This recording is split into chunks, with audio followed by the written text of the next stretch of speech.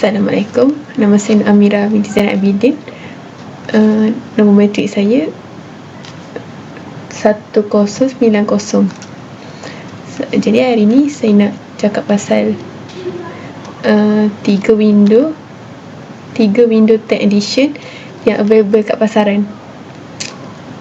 So mula-mula sekali, Windows 10 Home. Windows 10 Home ni direka untuk kegunaan peribadi dan bukan komersial. Ia juga termasuk semua ciri penting Windows 10 seperti Start Menu, Microsoft Edge Web, pembantu suara Cortana dan keupayaan untuk menjalankan aplikasi Windows Universal. Windows Home sesuai untuk pengguna biasa yang menggunakan komputer mereka untuk tugas harian. So yang kedua, Windows 10 Pro.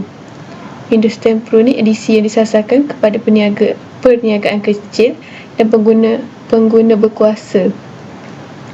Ia juga termasuk semua ciri Windows 10 Home bersama-sama dengan fungsi tambahan seperti penyulitan BitLocker, remote desktop, gabungan domain dan ciri pengurusan dan keselamatan yang dipertingkatkan.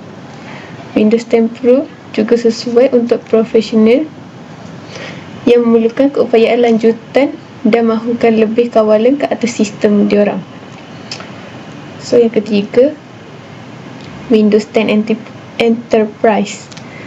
Windows 10 Enterprise ni edisi yang sesuai untuk organisasi besar dan menawarkan ciri canggih yang direka untuk persekitaran perusahaan. Ia juga termasuk semua yang terdapat dalam Windows 10 Pro dengan ciri keselamatan lanjutan seperti Windows Defender, Credential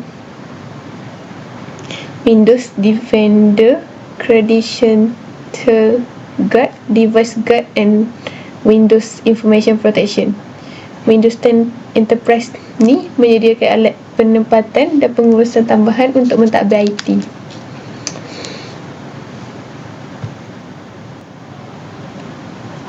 So sekarang saya nak explain pasal differentiation antara Windows 10 32 bit dengan 64 bit. So yang pertama sekali pasal handling of data and storage.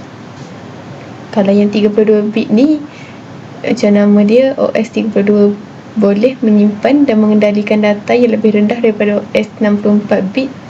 Lebih khusus lagi, dia menangani maksimum 4294967 byte bersamaan dengan 4 GB. Lepas tu kalau yang 64 bit pula, OS 64 bit sebaliknya boleh mengendalikan lebih banyak data daripada OS 32 bit. Dia bermakna dia boleh menangani sejumlah 264 alamat memori, iaitu 18 quintillion gig RAM. So yang kedua, compatibility of system. Kalau yang 32 bit ni, sistem dia memproses, sistem dia boleh menjalankan OS 32 bit dengan betul, tapi dia tidak boleh menjalankan OS 64 bit pada keupayaan penuh. Kalau 64 bit pula, sistem pemproses dia boleh menjalankan sama ada versi 32 bit atau 64 bit sistem pengendalian yang dipasang, iaitu OS. So yang ketiga, application support. Kalau yang 32 bit tu, program dan aplikasi 64 bit tak akan berfungsi. So kalau yang 64 bit tu, program dan aplikasi 32 bit akan berfungsi tanpa sebarang masalah. So yang seterusnya, performance. Kalau 32 bit, faktor prestasi dalam pemproses 32 bit kurang cekap daripada pemproses 64 bit.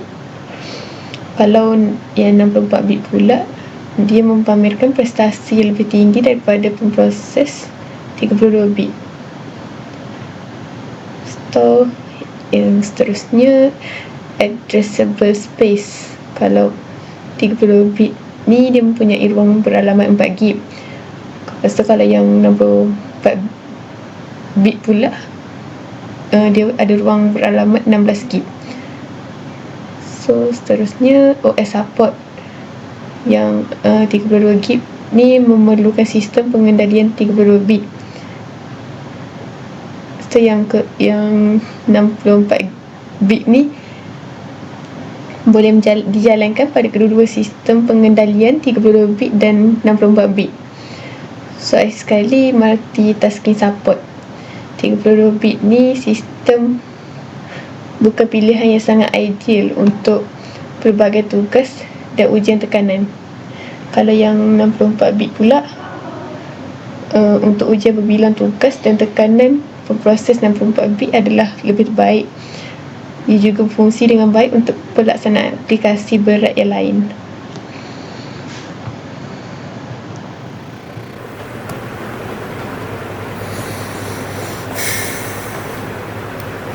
Assalamualaikum, nama saya Amira binti Zainal Abidin. Nama matrik saya 1090. So hari ini saya nak ajar cara-cara untuk install Windows 10. So kita buka ni dulu. So mula sekali kita tekan new. Lepas tu kita masukkan nama file. So kat sini type dia saya pilih Microsoft Windows. Selain tu kita juga boleh pilih Linux, Solaris ataupun yang lain-lain. Tapi untuk yang ni saya akan memilih Microsoft Windows. Untuk Windows version pula saya akan memilih Windows 10. Dia ada ialah Windows 10 32 bit dan Windows 10 64 bit. So untuk yang ni saya akan memilihkan Windows 10 64 bit. Kemudian kita tekan next. So untuk base memory saya gunakan sebanyak 2048 MB dan 8 CPU.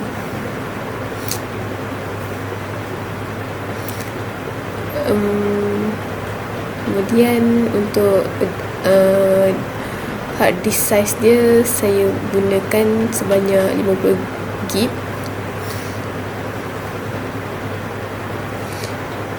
So macam yang saya tunjuk tadi, dia akan tunjukkan summary dia.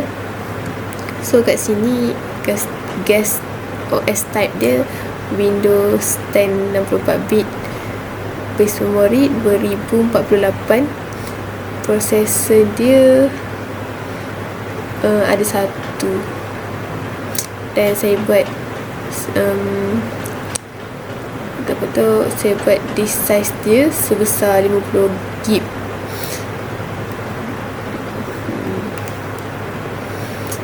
Saya gunakan. So kita tekan finish. So kemudian kat sini kita ada tulis SATA port 1. So kita tekan yang ini dan kita create. Kemudian kita tekan add dan kita pilih ini. So kita tekan choose dan tekan start.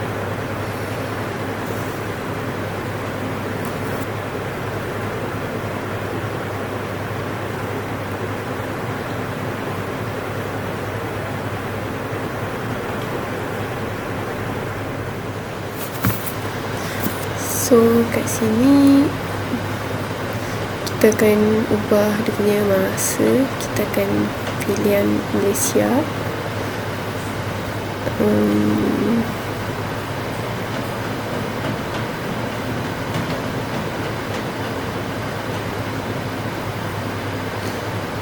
So kita tekan next dan kita install now.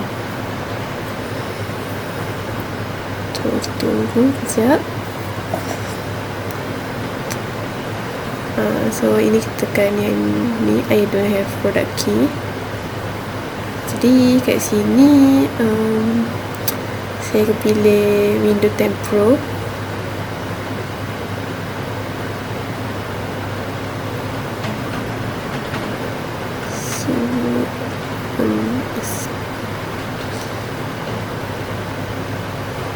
So kat sini tekan custom dan next.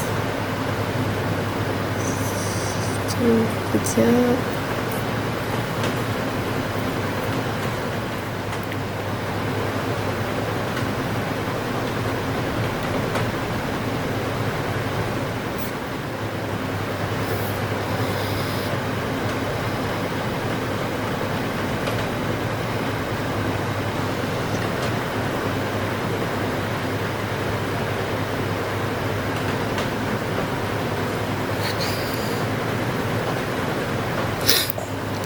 Okay, so kat sini kita pilih region kita iaitu Malaysia.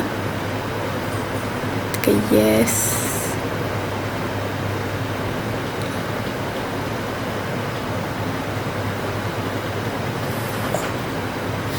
So kita tekan yes. And skip.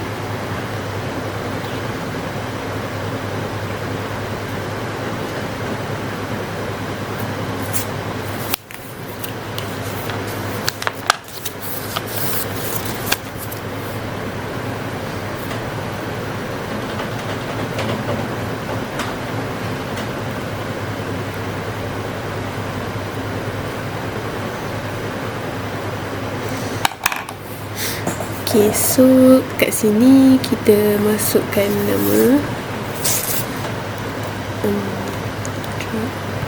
So tekan next. So kat sini kita boleh juga masukkan password, tapi saya takkan masukkan lagi lah. Tekan next lagi.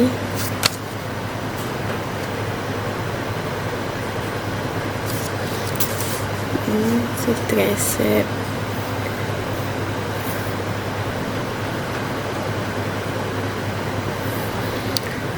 So kita pilih, tapi kalau kita nak pilih kita boleh juga tekan skip.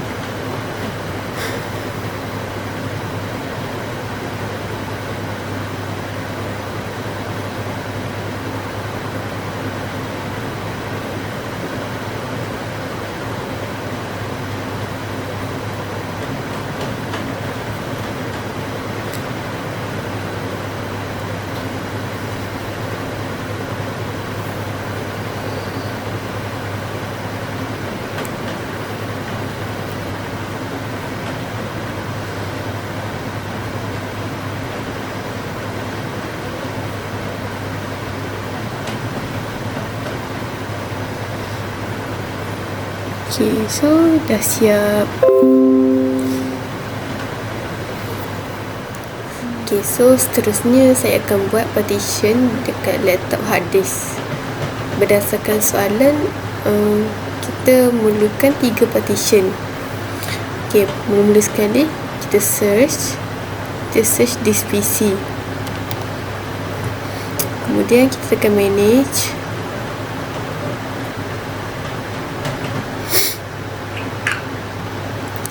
Okay, so kat sini kita tekan disk management dekat bahagian storage.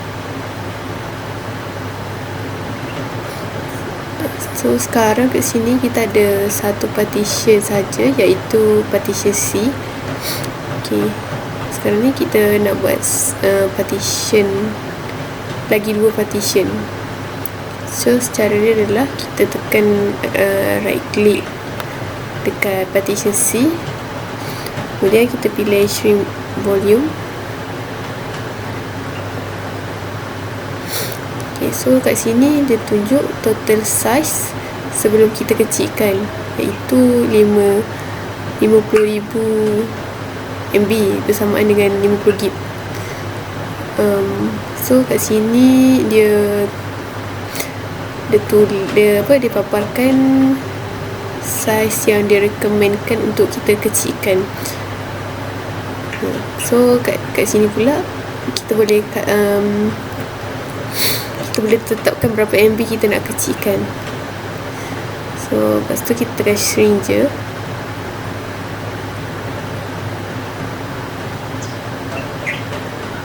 Okay, so kat sini dia tulis unlocated. Jadi kita tekan right click dan kita tekan new simple volume. Okay, kemudian tekan next. Ini yang saiz kita nak kecilkan tadi, kita tekan next. So kat sini kita akan pilih partition apa yang kita nak letak.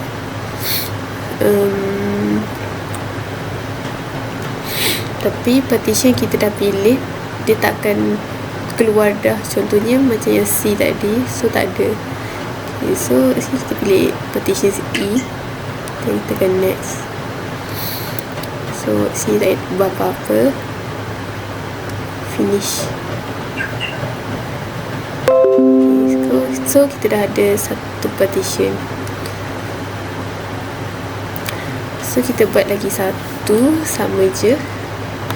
Kita right click, shrink volume. Okay, kemudian sama je macam tadi. Ini saiz perlu kita kecilkan. Ini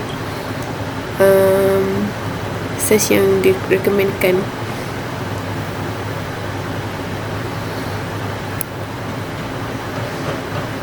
So sini kita tekan simple volume, sama je macam yang kita ulang je macam yang tadi. Next, partition F, next, finish. Okay, so kita dah dapat sekarang kita dah ada 3 partition C, partition E dengan partition F. Okay, itu saja.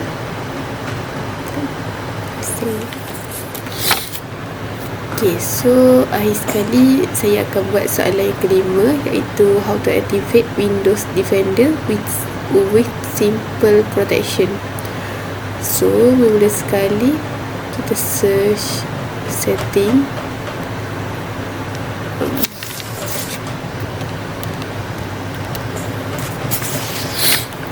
Open setting.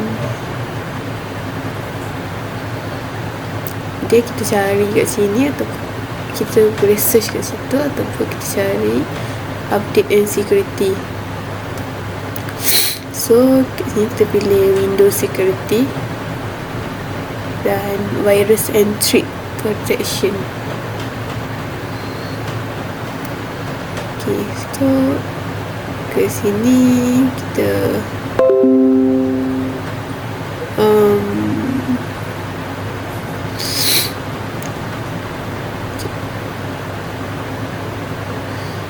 kita akan manage, kemudian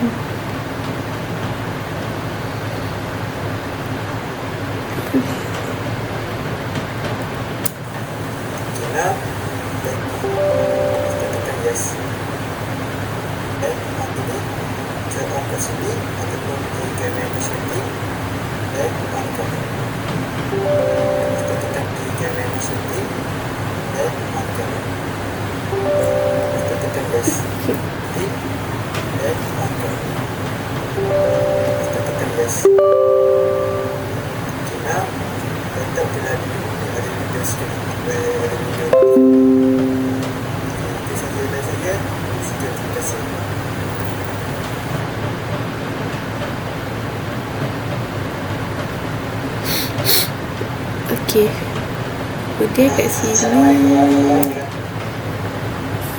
kemudian kat sini kita pilih window security dan kita tekan dekat virus and threat protection. Okay, so kat sini kita boleh turn on kat sini ataupun kita manage setting dan kita onkan dia. So klik yes dan dah siap. Itu saja. Sekian, terima kasih.